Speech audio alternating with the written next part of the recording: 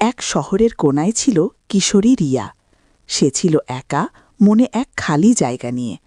একদিন বিদ্যালয়ে নতুন ছাত্র আসল, তার নাম সোহান। সোহানের হাসি ছিল রিয়ার মনকে আকৃষ্ট করার জন্য যথেষ্ট। তারা ধীরে ধীরে বন্ধু হয়ে ওঠে। সোহান ছিল দয়ালু এবং সদা হাস্যোজ্জ্বল।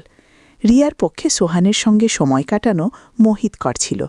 তারা একসাথে লেখাপড়া করত, আড্ডা দিত এবং একে অপরের খুশি কষ্ট ভাগাভাগি করত।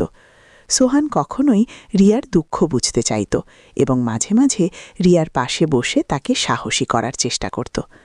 কিন্তু একদিন রিয়া জানতে পারে যে সোহানের পরিবার একটি অন্য শহরে পাড়ি জমাতে যাচ্ছে। রিয়া অঝরে কাঁদছিল। সোহান তাকে সান্ত্বনা দিতে এসেছে, তবে তার হৃদয়ে সেই দুঃখের চিহ্ন ছিল। ফিরে যাওয়ার দিন আসে। সোহান তাকে একটি চিঠি লেখে, যেখানে সে লেখে, আমরা দূরে গেলে তোমার জন্য আমার ভালোবাসা কমবে না। আমরা নিজেদের হৃদয়ে একে অপরকে মনে রাখব।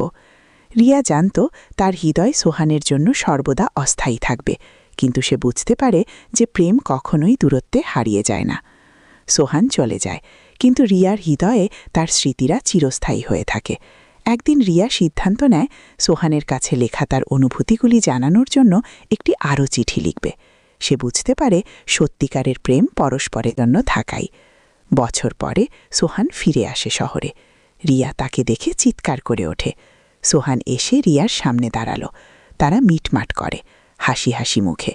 তাদের ভালোবাসা আর একবার পুনর্জীবিত হয়ে ওঠে এবং তারা বুঝতে পারে প্রেম কখনোই হারায় না, বরং এটি বাস্তবতা ও অনুভূতির মধ্যে নতুন বার্তা নিয়ে আসে।